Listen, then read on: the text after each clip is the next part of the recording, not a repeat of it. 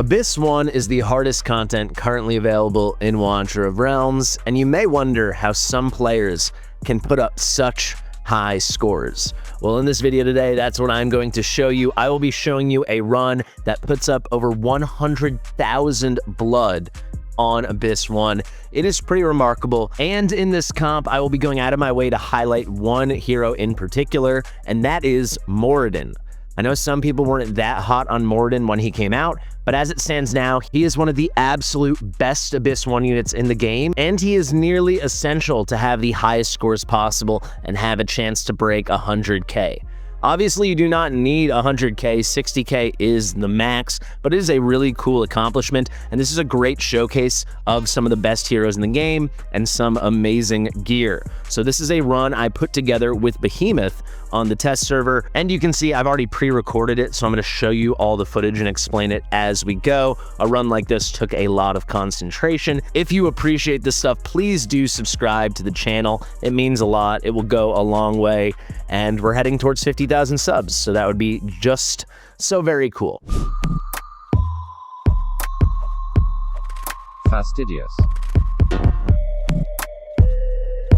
Fastidious. So let's hop in. Right now I'm on the global server. You're just going to see it for a minute. I just wanted to show you what the world rankings look like right now. Granted, we're only halfway through the day, but 100,000 blood is a total that very few players have been able to hit. It's definitely less than 10. I think across all servers, it's in the single digits. It's closer to 5. You can see as of filming, there's only 2 people that are hitting it right now.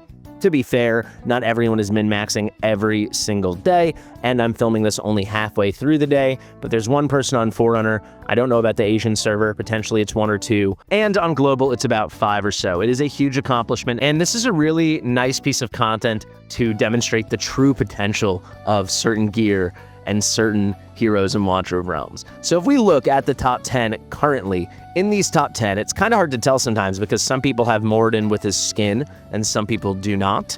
But in this top 10, 8 of the top 10 are using Mordan, and actually all of the top 4, including the 2 current runs with over 100,000 blood, of course, all have him. And you're going to see consistently A4 and A5 Mordan. In my opinion, you only need A3 for this super ridiculous potential. I will explain why in 1 second, but TLDR, he provides just a ton of damage, excellent vulnerability, and so much rage regen. And actually, let's explain why now, because it's easy enough just to show you. If we pop over here on the test server and go to my Mordan, you'll see at A3, he kind of has this 2 states, his attacking state and his charging state. It depends if there's someone in his range. So consistently, you will see us point him away from Sauryon, from the dragon here, the Drake.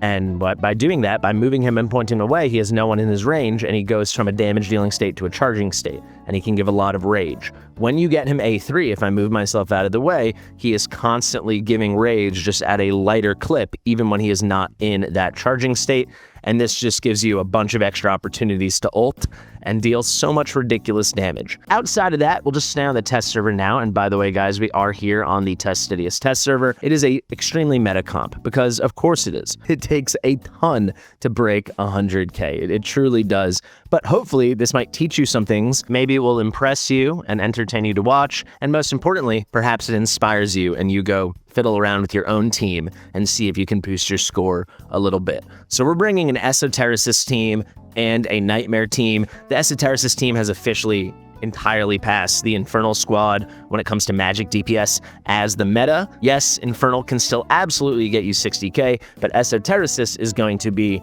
the meta. It's just stronger. And then for physical DPS, you're gonna need your Wukong and your Kagiri, so that means you're running either a Nightmare squad or a Watcher squad. I think the Rygar-led Nightmare squad is the best since his buff, and Rygar is really, really interesting because you can actually get away with kind of a hybrid build on him. So we cranked the HP up, but no extra defense, so he's gonna deal some nice damage as well. We'll go over everyone's gear at the end. It's very cool. He's really good at staying alive. And he gives you a nice extra damage boost for sure. It's nothing to the level of a Mordan or a Sun Wukong, certainly not a Kagiri, but it's definitely also not nothing. It is significant damage. So let's head into the battle and let's break it all down. Let's pull up this footage now and you are going to see this is the squad. If we go through awakenings, we've got a few A5s, we got one A4, a couple A3s, a couple A1s. These are the awakenings Behemoth and I felt were the top most necessary ones. Anything else is cool, but it's kind of not needed. So we pushed everything to the max that we needed to do. And with the gear, you're going to see we absolutely pushed that to the max as well. If you want to see more content like this in the future, let me know in the comment section below. Behemoth and I have been calling this a Ferrari run. This is where we're not trying to use the test server to, you know, make things relatable and approachable exactly, though in some ways maybe it will be. At least it will be, you know, look a little bit like something you might be able to do eventually. But the main purpose is to entertain and to push the limits and to show you guys on video what heroes and gear are capable of. Certain heroes, certain gear setups, things like that. So for A5, we have got Kagiri, Sun Wukong, and Aelin. Then for A4, we've got our Mordan. Like I said, A3 is fine. At A4, he gets penetration. That's cool. It's a little bit extra damage, but the A3 is where you fully have his kit unlocked, I would say. At A3, we have Diao Chan, we have Rygar, we have Nastia, and we have Numera. I am almost 100% sure Nastia's A3 is still bugged. I have not had the time to do like the very formal test I wanted to do to submit to the developers, but I'm pretty freaking sure that thing is still bugged. All the other guys, the A3 is absolutely great. And finally for A1, we have got Vorn and we have got Nerissa. All right, let's hop into battle, folks, and let's absolutely get after it. I might pause a little bit, but on the whole, I just want to show you key things as they come up and as I want to point them out, and then, you know, maybe take the time to dive a little bit deeper. But I want you to be able to enjoy the run, not have this be a crazy stop and start experience. But I will show you the whole thing live. This is not like a saved auto. So here's a really cool thing already. You can see I'm placing Diao Chan here. We just flip her to black mode. We had Kagiri down, so she's giving him the Wings of Grace. Then we're coming in with Sun Wukong there and Aelin. Mordan gets placed there, and here comes Nerissa. So why is it cool that I'm placing Diao Chan here? Well, if you think of her range, when she's placed here, she can reach this spot, which means she's buffing Rygar. However, it forces us to place Aelin behind Diao Chan, where normally, especially when doing a takeover or on my own account, I would have them flipped. The reason we can get away with it here is because we have such good awakenings, such good gear, Nerissa can solo heal Rygar over here. So Rygar does not need to be in Aelin range. This will make sense once Rygar is placed, and because of that, we can put him in Diao Chan range, and then he's getting boosted with the inspiration from Diao Chan. So there goes Rygar. So here you go. It's that L shape, right? Filling in that, there's little corners in that diamond, as I like to say. Rygar's now in Diao Chan range, but he's this 2 diagonal spots from Aelin. That's too far away for Aelin. Aelin can only go as far as this, where Kagiri is. Now we're going to place Numera there. And finally, we got Nastia here, and we have got Vorn there. If you're thinking about the Wings of Grace buffs and Invig buffs, I'll show you who has what, but Kagiri, Sun Wukong, and Mordan, and those are going to be our top 3 DPS, as you'll see at the end. The point of this comp for the magic side is make sure our magic squad is good enough to take down all 3 shields, and then for the physical side is make sure they have as much damage as possible, because they can rack up so much more damage during each phase and during the vulnerability phases than the magic team. The physical team is just stronger, particularly just because of Kagiri, though the other 2 guys are awesome, and Rygar's good. But yeah, we just need the magic team good enough. It's still awesome, and it does come down to that. This is why I think the Esotericist is like the definitive meta. Once you have the gear, if you have these guys and you have an A3 Numera, like you can do it 100%. You can break those shields. So it's pretty cool stuff. All right, so we place here.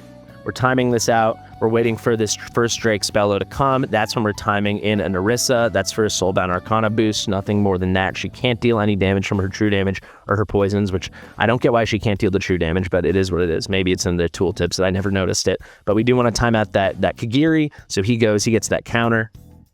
And our A5 Kagiri can start popping off. As soon as Wukong's ready, we're going to spam that button there. Let me also take this opportunity to make myself a bit smaller for the rest of the video. We're not going to ult with Mordan yet. We want to go through this Storm Strike or Storm Surge. Then right after it's done, we're ulting with Mordan. On your accounts, I'm going to make a normal guide for this. I like to do it at 6 minutes. It's a little more reliable for the vulnerability uptime. So like 600.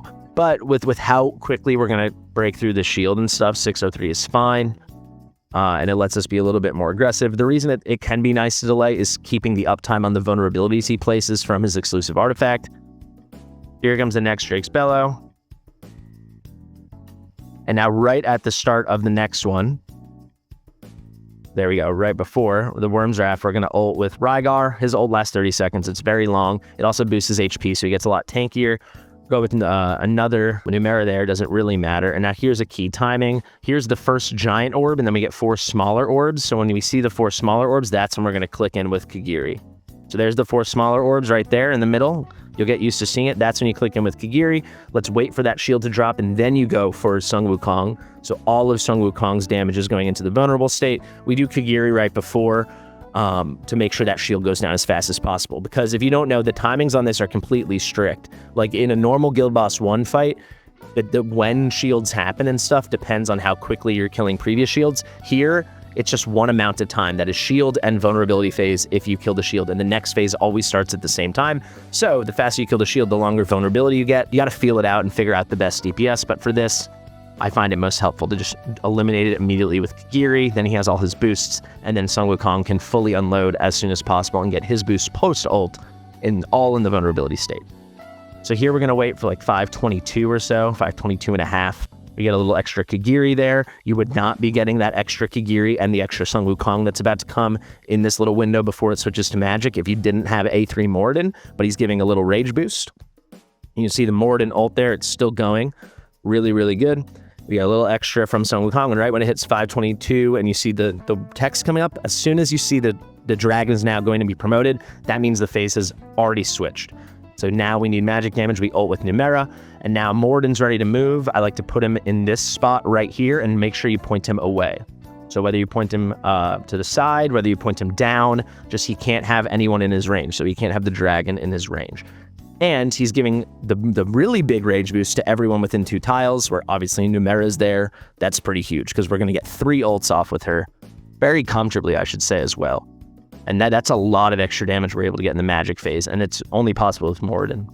Unless you were bringing rage regen in another way, but that would mean you're sacrificing someone else. He's serving so many purposes for us. We ult again with Numera as soon as we can.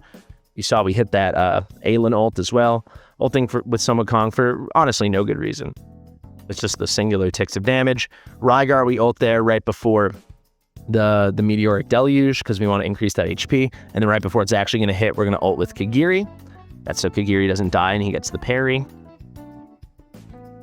Now here comes this phase. You want to time this out with Numera, ideally when you can. In this first phase we can. You don't want to use her at all until it's vulnerable because we want to deal her burst damage and pop all of these poisons once it's in the vulnerable phase. So we get all the points, all the amazing blood.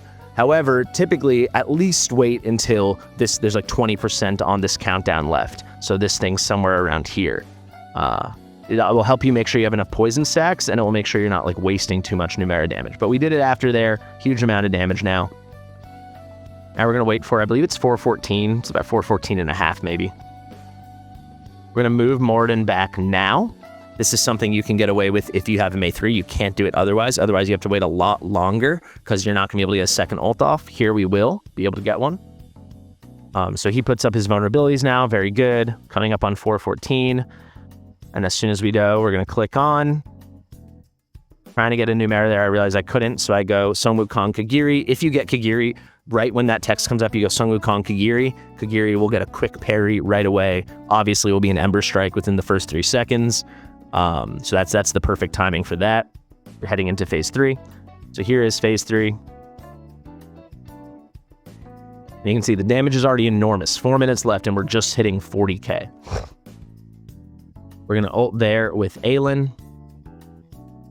You can see there I did a good deal before the Storm Surge. When I'm doing takeovers on my own account, I would do it about here, halfway left on the Storm Surge, but we can get away with a lot because our gear is so good and our awakenings are so good.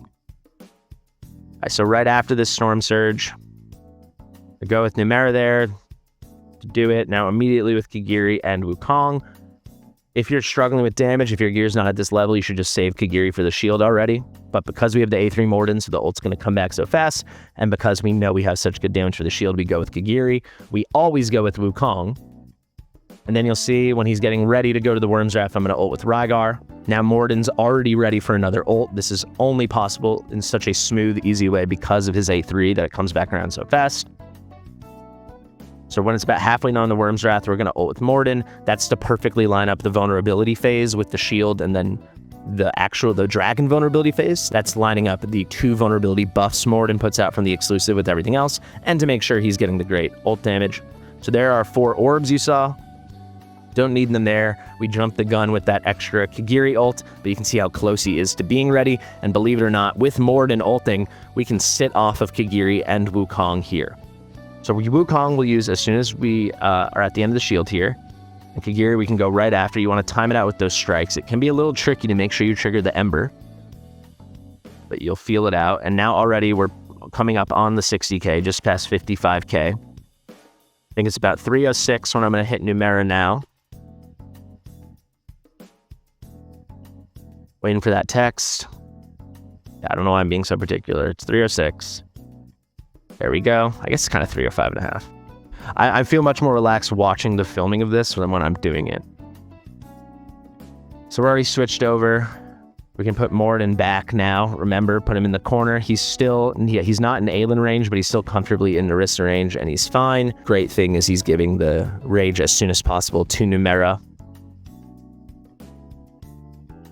No vulnerabilities, obviously, because he's not facing out there, but it's not what we need from him. We need the rage, the boosted rage.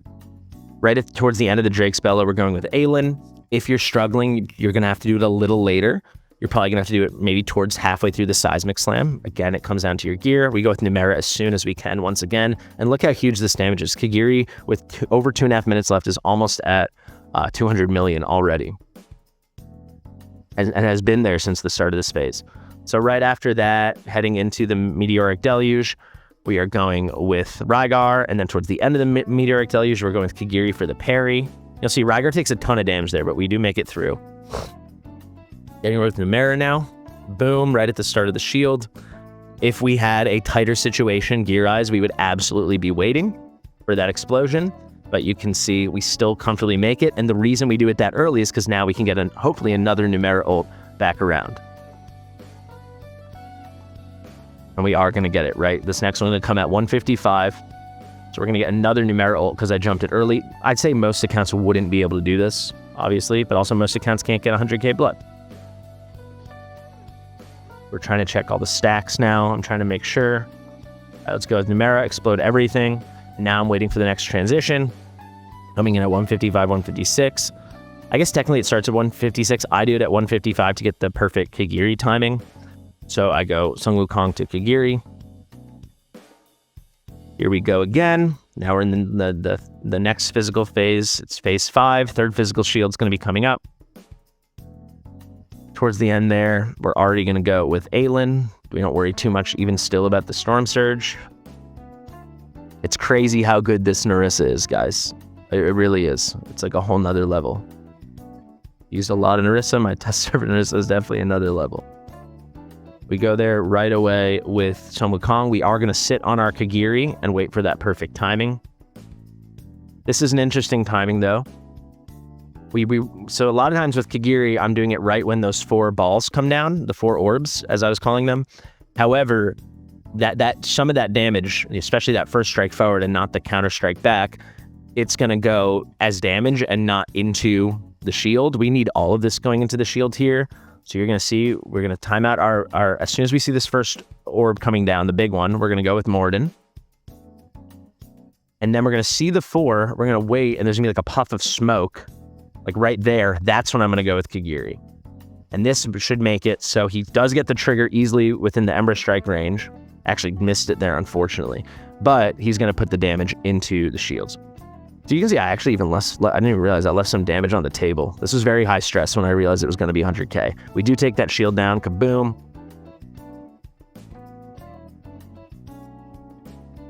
And that is dealt with. There's not even enough time that you make it you make it into phase 6, but not the 6th magic shield. So we're just getting ready as we go into phase 6. Now it's switched. So we get the Numera damage out. And now we're kind of coasting. We're at 96.1k. remove Kagiri and remove Wukong, because like we don't need them getting healed by Narissa. We want all our heals going to the right spot.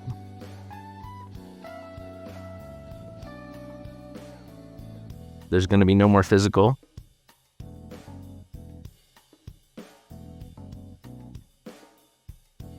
And now it's falling apart a bit as it does, but damage is there. Let's go with our Mordan. He's gone. And here you have it. Really solid damage. Our Vorn is still there, and he pushes us over the edge. And naturally, the fight ends when that shield's coming anyway. But here we go. 101k. It's 101,026. Not too shabby. That's our little Ferrari Maserati run. And that's how it's done, baby. That is how it is done. There we go. That is the result. Let me show you the damage screen very quickly. You can see here we got Kagiri coming in at almost 230 million, just ridiculous. 167 million for Wukong. Mordan right behind Wukong. And think about that. That's with Mordan doing all this funky moving around stuff, you know, having to go in and out. A lot of times he's out, obviously, during the magic phases, but even with all that finesse, he's still right there behind Wukong. And then with this setup, Numera is just being our burst lady for all the magic stuff, but a whole level below the physical guys. And you can actually see it's hard to tell. I think I scroll down. Let me see. No, but you can see Nasty is at 116.3 million. So pretty close behind Numera. So the Nasty damage is really good. I will tell you, I do think the A3 is bugged for Nastia, which should help Vorn, Numera, and Nastia all deal a lot more damage. So here we go. I'm back on the current test server, not my footage. Let me take you through these builds very, very, very quickly. I'm not going to describe every single thing. I'm just going to click on the gear. Hell's Lament is so much better than most people think it is now, especially for units that ult a lot, and especially for units that are dealing the vast majority of their damage post-ult. The 20-second duration is really awesome. You can see how good this gear is. I'm going for the 1 crit damage piece on the left, and then here we need some amount of HP, especially on our platformers. Beautiful Hex exclusive. For the artifact, we got a Tier of Twilight with some really nice adjustments from our gems. Let's just go down the list here now. Kagiri, amazing demonic relic, maxed out, 1,035 additional attack on the flat, 8.1% attack bonus. You can see we got Cataclysm. I highly recommend Cataclysm for Kagiri. A little extra rage regen definitely goes a long way. I hope you get at least 20% extra rage regen.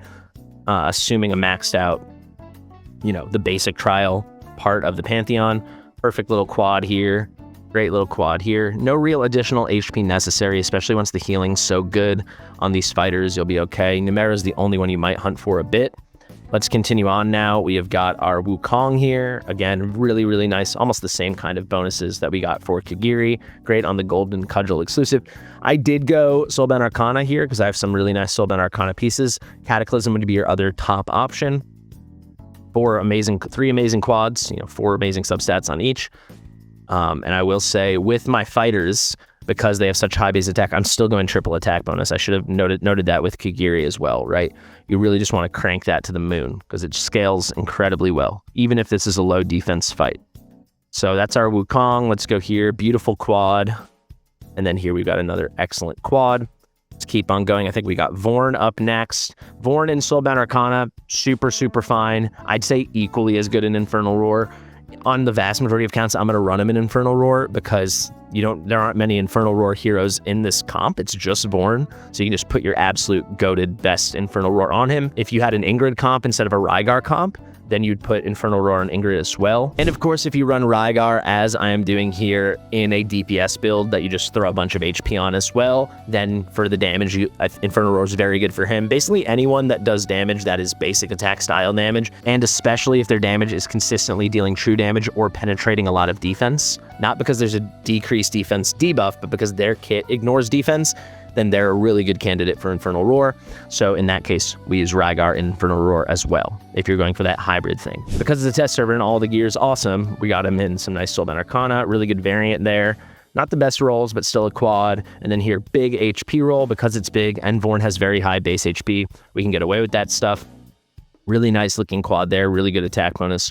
And then we got our second HP sub. For the artifact, I'm going with the Spirit Siphon, and I picked up even more HP to make sure he doesn't die towards the very end of the battle. Of course, he still dies in like those last 10 seconds, but he wouldn't make it that long without that huge thing. And look at that flat HP roll as well. A1 is clutch because then he's buffing, he can't buff Mordan, unfortunately, because he doesn't classify as a fighter, as a tactician, but he's buffing Numera this way. Otherwise, he would just be shield break buffing Pigiri and Sung Wukong. But you can see we didn't even give it the A2. The A2 would help just for his damage, but it's the A1. We just push everything to the absolute, like, necessary awakenings for this kind of Ferrari situation. Let's go to Numera. I'm sure a lot of people are interested. For sure, you can do Cataclysm, especially if you're having trouble cycling her ult fast enough. You can get her in an Esotericist ring, but Soulbound Arcana, just as good. Same idea.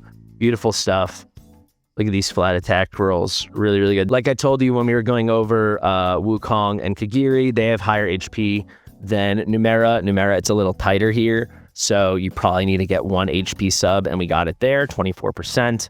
Here's a great looking quad. Here's another great looking quad. For the artifact, great flat HP pickup there with almost 3,400. Very good extra attack stuff, and then the nice augment. Really, really, really good Narissa build. Let's keep going to our Mordan. Him, I'll show you the full stats. He's kind of the man of the hour.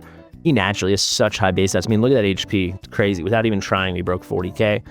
27k attack. We bolt our guy really fast. Rage Regen actually doesn't matter at all because you're not, his ult's ready all the time. But when he's at A3, and you're usually waiting to do it to make it be the perfect timing. So you can just go all in on the attack speed and then your DPS stats. Really, really, really good stuff with Mordan. You see, we didn't have to build any extra HP on him, basically. Awesome quad there. Really, really nice quad there. Really beautiful quad. We went for Cursed Cult because we didn't have, just for the substats. Obviously, he's not Cursed Cult. If I had an amazing Esotericist ring, we would do it. But the Esotericist bonus is just the Rage Regen thing, which is not an issue for him. So just go for the stats in Mordan's case, at least for this content. Insane quad here, just brilliant. And then a very, very, like 30% attack bonus. Too beautiful. Maxed out Nightfall. Very, very good. Gems. Let's go to Rygar now. So I mentioned Rygar would be an Infernal Roar, and here he is. So crit capped, crit damage pretty good. Speed, good, not insane. Rage Regen is a non-factor. He only has to go once per phase. Attack is good, and we just hunted HP everywhere, right? So big HP bonus with the normal DPS, big HP bonus. And then here we actually don't even need it. Here I got a big HP bonus, and I got this really great variant effect. Here another big HP bonus. So we just picked up 4 good HP bonus subs, and because he has such high base HP, we got him to almost 90k while still having a really nice DPS build around him. Defense is such a non-factor in this fight. It is ridiculous. I don't know what Moonton is thinking with defense being such a make-believe stat and so much content in this game. For the artifact, absolutely run him in a key. This is going to boost his HP so much, right? This can stack up to 3 times. So it's a 21% increase in his HP, and you still get a DPS boost from it too with that increased damage after just 30 seconds. So this is definitely a must. Very good gem rolls. Let's just go now. Are there any other DPSs we forgot? I do not think so. Let's go into the support now. We got Nasty here. I'm running her at A1. You definitely need the A1. That knocks her AoE damage reduction up from 20% to everyone in range to 30. It also lets you have that expanded stuff, which is very good. We didn't use that here, but you could get that further reach on her range. She's in Wings of Grace. I'm looking for speed, attack bonus main on everything, and I want some good tankiness and heal effect if I can get it. Same kind of story, right? We're always looking for attack bonus, HP bonus, heal effect, attack speed, and I want to crank the attack to the moon, so I've got her in Warlord. Same thing here. Wish the crit rate was heal effect, but it really doesn't matter. She did such a good job. For HP, you're looking for at least like 33k HP. The more the merrier. We broke 37k. You want attack as high as possible. We cranked that stuff to the moon, over 21k. You want her very fast, and we did that. And then for Rage, you actually don't need anything because you never ult with her. You just run her as she is, so she has those maxed out healing bonuses from her kit. That's going to be our great Narissa build. For the artifact, we got this Euphoric Orb. You're going to want 1 unit in it, and she's the unit that has everyone in range, so that's what we're doing. Let's go to Aelin now while we're in the topic of pure healers. She's our one in Invig, but it's the same kind of build that we went for, right? Cranking attack to the moon, hunting attack, hunting HP bonus. The one thing with Aelin, because she can be so fickle with her very low base HP, is I'm gonna pick up 1 HP bonus piece here. And it really just shows you how strong a healer Narissa is. That's kind of what it is. Like, Narissa is like solo healing portions of this fight. And with certain units, like Mordan out of range, and then certainly Rygar the whole battle, she is solo healing them. So Narissa's so good that we can get away with this, and we can also get away with this, right? Insane stats for an attack-based healer, but we did put on this Astral Guardian set, even though this isn't the greatest breastplate. And with this Astral Guardian set, she just gets the tankiness she really needs, because Aelin just can really be fickle. And with her, I feel like you really want at least like 35k HP. We got her closer to 40, especially if you're going for a super high run. For 60k, you'll probably make it unless your DPS gear is really lacking. But if you want to go for a really, really high number and make it towards the very end of the fight, you really want Aelin's HP as high as possible. For the artifact, never run her her exclusive artifact for this. Her exclusive artifact freaking sucks. Taya's Balm is so good for this because there's such huge portions of the fight where everyone is under that 40% HP threshold, and she's healing AoE literally everyone except for Rygar for this comp. So excellent. Definitely use this. Really, really good stuff, picking up more attack and HP through the gems. Finally, I think we are just left with the beautiful Diao Chan, and this will be the simplest build I've ever shown you. Crank the attack to the moon. We want flat attack, and after that, we want any HP we can get our hands on. So gold flat attack, nearly gold flat attack, just over halfway there. Really good HP as well. We're getting HP bonus and flat HP on everything. Same story, now 490, almost 500 flat attack. Here we want as much attack bonus as possible, making sure we hit an HP bonus roll. In theory, for this kind of account, a test server account, we could have had a gold attack bonus there because it's not as greedy a thing. And then here you really want flat attack, HP bonus, and attack. So with all of that, and obviously her maxed out artifact with as much attack as we can pick up on it, and then a good flat HP adjustment there, you'll see her HP is over 35k. It's the same kind of story as Aelin. And then we have got that attack at 16.5k, which is just great. So she's going to be inspiring everyone. A3 is really cool because she's able to let one more unit ignore the defense or magic resistance, depending on if they're a physical or magic damage dealer. And in this case, it was Mordan. There you have it, guys. Thank you so much for watching. I've been Fastidious. If you like my stuff, please do like it. If you made it to the end of this video, do me a favor and subscribe to the channel. It goes a long way. If you enjoyed this run, please do two things for me. Let me know in the comments, because I'll prepare more stuff like this in the future. And more importantly, thank Behemoth, because he was a huge engine in helping me set this up. He's taught me so much about Abyss 1, and he's done so much for me behind the scenes. He loves Abyss 1. It's like a passion of his. He has like an 84k, 85k team now on his Forerunner account that is largely free to play nowadays. It's just like 1,000 days old, and he's an amazing player. I would not have done this video without him. The Ferrari run, that name, that was all his idea. And he's been wanting me to make this video for like 2 weeks. So there you go. We did it. Thank you guys for watching. Share with your mother, and we'll see you real soon. Bye.